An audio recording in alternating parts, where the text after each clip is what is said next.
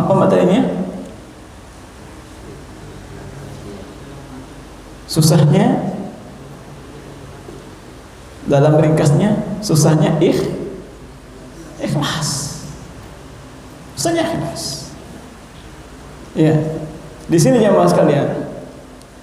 Ya, alhamdulillah wahdahu wassalatu wassalamu ala alihi washabihi wa ba'd.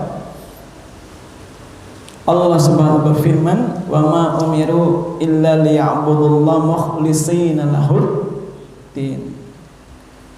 Ya, kita beribadah kepada Allah hanya mengikhlaskan amalan ibadah kepadanya. Intinya apa? Amalan yang diterima dari sisi Allah adalah hanya amalan ikhlas. Ya, amalan ikhlas. Nah, muhasabah diri kita jemaah sekalian, dari sekian banyaknya amalan yang kita sudah lakukan, kita kerjakan, ya, sedekah kita, salat kita, puasa kita, dan ibadah-ibadah lainnya, apakah yakin diterima oleh Allah? Apakah yakin diterima oleh Allah? Yang diterima oleh Allah itu hanya yang ikhlas. Bagaimana mengukur keikhlasan kita? Nggak ada yang tahu. Ya, sebagaimana seorang, ya, pernah kita pelajari, ya, seorang dikurniai oleh Allah, ya, harta yang banyak, ilmu, dan bisa berjanji ya Allah, tapi Allah membentaknya dengan kata apa? Kadzdzabta. Padahal orang mengatakan ini, ya Allah, saya melakukan ini karena Engkau ya Allah. Tapi apa kata Allah? Kadzdzabta, engkau dusta. Engkau dusta. Mak belimu. Nah sekarang jemaah sekalian, berapa banyak amalan yang kita lakukan itu diterima oleh Allah. Jangan sampai menjadi haba'an mansura, jadi bagaikan debu berterbangan dalam manfaat. Ya, ini banyak, masya Allah, amalan-amalan kita sudah luar biasa banyaknya. Tapi yakin diterima tidak? Jangan sampai haba'an mansura, jadi debu yang berterbangan. Ya, jadi jemaah sekalian, bahwa amalan-amalan yang biasanya itu yang susah ikhlas adalah amalan yang nampak. Kalau amalan-amalan kewajiban seperti salat itu untuk ikhlas itu tidak terlalu berat. Tapi kalau amalan yang nampak seperti sedekah itu berat itu. Apalagi diberi keutamaan oleh Allah, ilmu dan seterusnya, berat lagi karena dilihat orang. Ya, karena sifat dasarnya manusia, kenapa susah untuk ikhlas?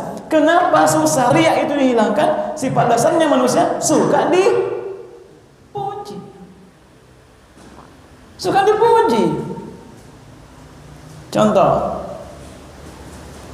saya beri umpama. Ini ada dua contoh, saya beri perumpamaan. Hanya sekedar contoh saja. Antum saya kasih uang 1 juta cuma-cuma hadiah. Antum gembira ya? Senang tak? Senang. Tapi kalau ternyata uang itu palsu, apa bagaimana? Jengkel enggak? Pasti. Jengkel enggak? Hah? Lebih-lebih mah ya. Itu? Apa kira-kira? Nah, sekarang ada seorang kakek, ya, seumuran 100 tahun. Dia berkata kepada istrinya, ya, kepada istrinya yang umur juga 100 tahun. Apa dia katakan? Kamu ini makin hari makin tambah cantik saja. Senang gak? Senang gak? Meskipun bohong. Iya tak? Manusia begitu. Senang meskipun diyakini bohong. Berbohong tak? Bohong tidak? Bohong suaminya. Kamu makin hari makin tambah cantik pada umur 100 tahun. Tapi senang juga istri. Tapi dia tuh udah tahu bohong. Nah, itu sebagai dasar manusia senang dipuji meskipun tidak sesuai kenyataan. Susah. Ini berat.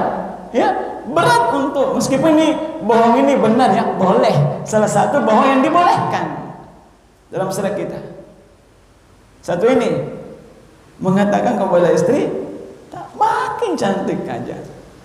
Terus apa lagi? Boleh dibohong. Mendamaikan orang yang berselisih. Insyaallah. Ya, jadi terkait ini jamaah sekalian bahwa ya, ini ya bahwa berat ya, berat sekali itu meninggalkan ria. Karena dasar manusia suka dipuji, ya, suka dipuji. Ya ini jamaah sekalian ya.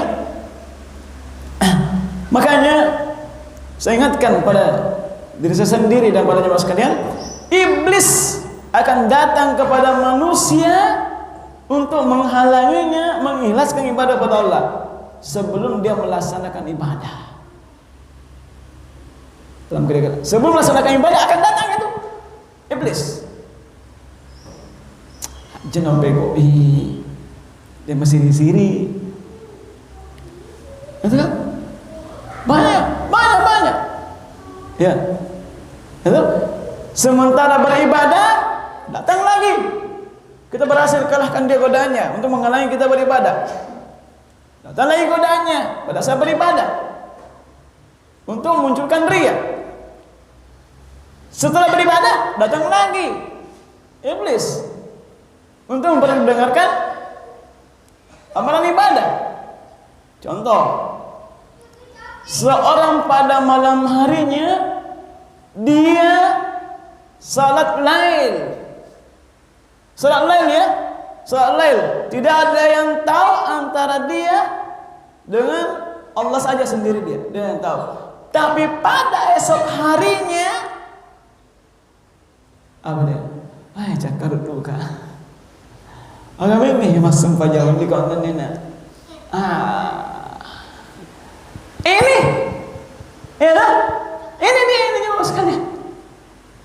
Masa punya benih kau nanti. Untuk apa dia ucapkan kalau bukan untuk pujian? Ya, padahal Allah sudah sembunyikan amalannya itu antara dia dan makanya jemaah sekalian, sebaik-baik sholat itu adalah di rumah kecuali sholat wajib. Kenapa? Tidak ada yang lihat. Kan aman dari ria. Itu faedah, salah satu faedah bahwa salat sunnah itu lebih utama di rumah. Kenapa? Untuk lebih kita ikhlas. Makanya ya mas sekalian bahwa ikhlas itu berat. Ria itu karena sudah suka dipuji kita. Suka dipuji. Jangankan itu perkara amalan dia suka dipuji, perkara dosa pun suka dipuji. La haula wala quwwata illa billah. Bangga dengan dosanya. Ria, ya kan? Ria ini kan dipuji dalam berbuat dosa. Coba nih konten-konten yang ada di YouTube, di Instagram, di Facebook, konten-kontennya kan ya Allah. Cari apa? Cari apa kira-kira itu? Pujian. Padahal perkara maksiat. Ini manusia ini masya Allah. Kenapa susah ria? Nah, dasarnya manusia suka dipuji. Ya, suka dipuji. Tidak mau dicela. Mau resep ikhlas. Ukur dalam diri kita. Pujian, celaan sama saja bagi kita, nggak ngepek. Tapi bila mana ketika kita dipuji oleh seseorang, terus muncul rasa senang, sebenarnya senang juga. Nah, hati-hati, iblis di sini main. Ya, ketika dicela naik pitam, hati-hati, iblis main di sini. Makanya konsepnya usahakan pujian, celaan sama saja bagi kita, dan ngefek. pujian Anda kepada saya tidak akan bisa mengangkatkan derajat saya di sisi Allah Subhanahu wa taala. Yakin? Yakin? Meskipun ribuan orang yang memuji tidak bisa mengangkat dari sisi Allah. Yakin? Celaan orang tidak akan bisa menjatuhkan derajat saya di sisi Allah. Meskipun ribuan. Jadi nggak usah peduli. Ya, makanya para ulama dulu, subhanallah, mereka itu takut riya, sangat takut riya. Sangat takut riya. Banyak di antara para ulama menyembunyikan amalannya itu. Nah, ini salah satu caranya untuk ikhlas, sembunyikan amalan kita. Sembunyikan amalan kita. Berapa amalan kita tersembunyi? Tidak usah disebutnya, kan antum sembunyikan. Saya bertanya, tidak butuh jawaban. Yang jawab kita sendiri. Cuma introspeksi diri kita, ikhwah. Muhasabah diri kita, hisab diri kita. Berapa amalan yang kita perbuat di sisi Allah, itu ikhlas. Itu ikhlas. Dan berapa amalan, dan kebanyakan amalan ikhlas itu adalah tersembunyi, tidak ada yang lihat. Makanya itu amalan puasa Allah langsung memberi pahala. Karena di puasa ada keikhlasan yang betul tersembunyi, tidak ada yang lihat. Kejujuran seseorang. Pahami ini? Makanya ini jawab sekalian, berapa amalan kita tersembunyi? Tidak usah dijawab. Kalau bisa, usahakan sembunyikan amalan kita, apapun. Salat lail. Salat lail. Antum sudah rutin salat lail. Masya Allah. Tiba-tiba satu waktu antum suara basah, serang aja antum basah, sampai terdengar tetangga sebelah. Besoknya, Masya Allah, bagusnya suaranya. Apa kira-kira? Besok malahnya tambah volume. Harusnya tidak. Tidak. Sembunyikan. Para ulama itu kalau ada yang tahu amalannya, dihentikan. Dihentikan itu amalan itu. Ada yang tahu. Subhanallah. Dia tidak mau ada yang melihatnya beramal ibadah. Kena khawatir dia masuk ke dalam dirinya. Apalagi memang kalau sengaja kita terang-terangan menampakkan amal. Saya mau tanya, yakin tidak aman dari riya ketika sedekah sebut nama di masjid? Yakin tidak? Fulan 100.000. Yakin tidak? Ikhlas?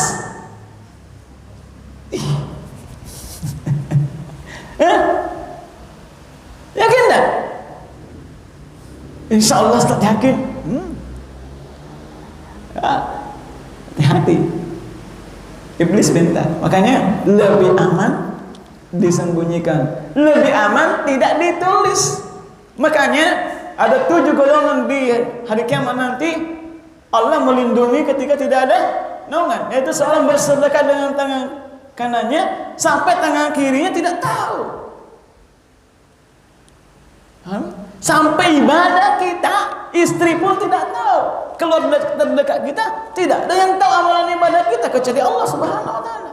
Kalau antum mampu demikian, Masya Allah, inilah amalan paling ikhlas. Ya, tidak ada yang tahu manusia kecuali diri kita dengan Allah. Ini untuk memudahkan ikhlas. Hal ini kira-kira, ya, ini jamaah sekalian. Maka berusaha sembunyikan amalan tersebut. Sembunyikan. Ya, sembunyikan. Pertanyaan, berapa amalan kita sembunyi? Kalau tidak ada, berusaha. Berusaha.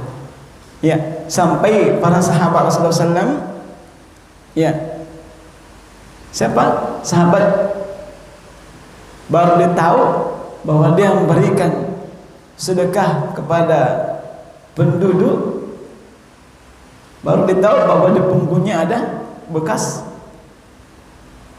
mengesan.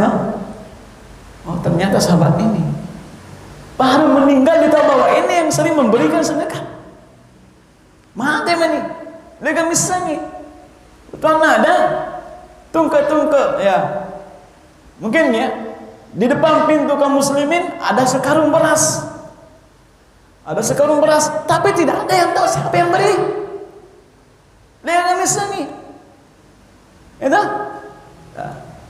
Ini Masya Allah, baru ditahu ketika dia meninggal ternyata orangnya. Masya Allah, berbeda konten-konten sekarang. Di video itu sedekah, di video itu memberi apa lagi. Saya baru lihat konten ini, jalanan ditimbuni, di video diupload. Ya Allah,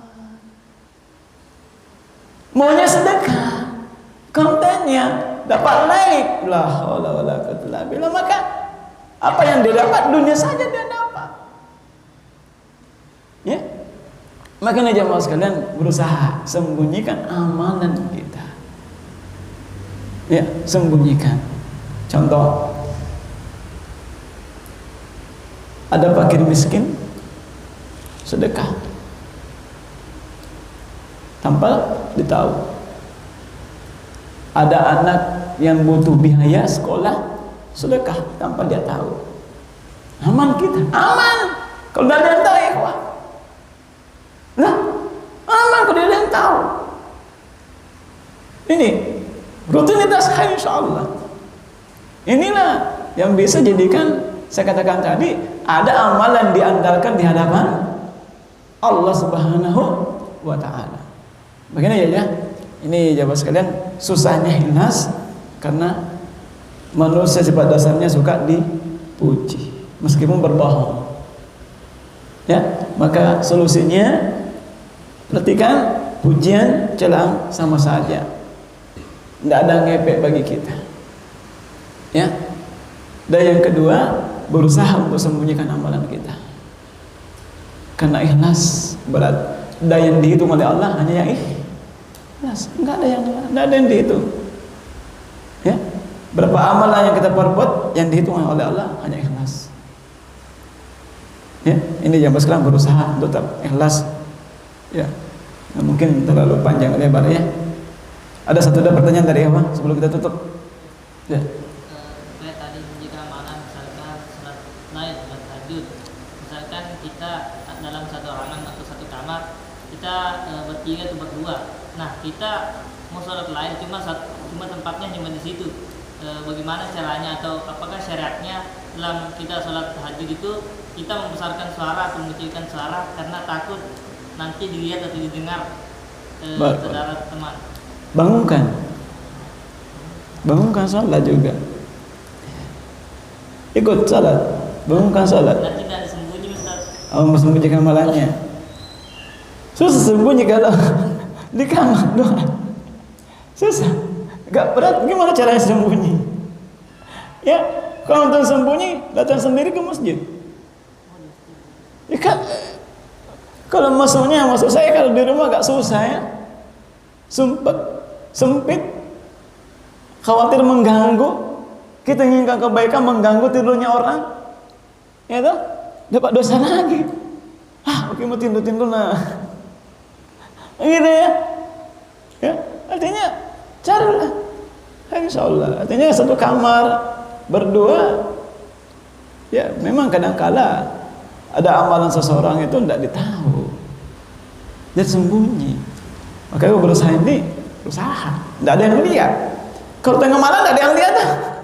Pergi ke masjid. Kami kira-kira. Cuma khawatir tengah malam dikira apa?